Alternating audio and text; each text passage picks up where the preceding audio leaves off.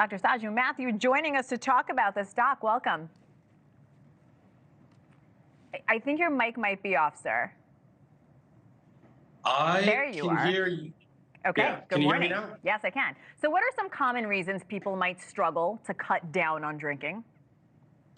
Well, some of the more common reasons, kind of as Elizabeth mentioned in her package, is number one, people almost sometimes just drink out of habit, just a bad habit. And remember, drinking is not binary. Doesn't mean that everybody who drinks is an alcoholic and everybody who drinks needs to stop drinking. But unless you understand the fact that perhaps drinking is causing mood swings, anxiety, depression, it becomes a habit. And a lot of people, Hena, don't realize that they are actually drinking too much or drinking consistently. So what's most important is to have that social awareness and then to come up with a plan as to what you're going to do to stop drinking or cut down on drinking. You mentioned social awareness. I think that's the hardest because you're out with friends, you may be at a party, you may be with family, and the pressure to have alcohol typically increases. So how do you navigate those situations? How do you say, oh, I'm not drinking today or this month? I think you have to be open. You have to be open and honest. We've all heard about the buddy system. If you don't work out and you're starting to work out, call somebody, call your neighbor, work out with them. The success rate will be higher. That's exactly what people should do about drinking. We need to normalize the fact that not drinking is really part of our culture, as opposed to when you go to a social party that everybody has to drink.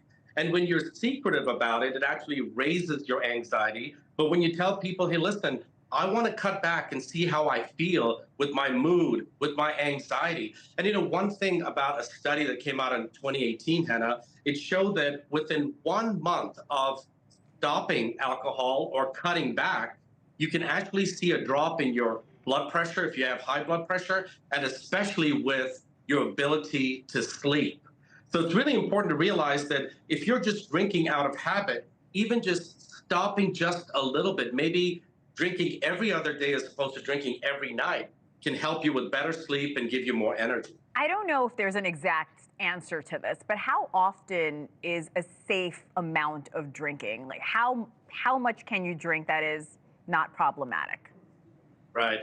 Patients ask me this question probably 5 times a day. So I'm very careful as to what I say. We now know that there's no safe limit to alcohol. But if I'm pushed to tell people what is considered to be less dangerous, that would be 1 drink for women every night and 2 drinks every night for men. But listen to this. 1 in 4 Americans actually binge drink, Hena.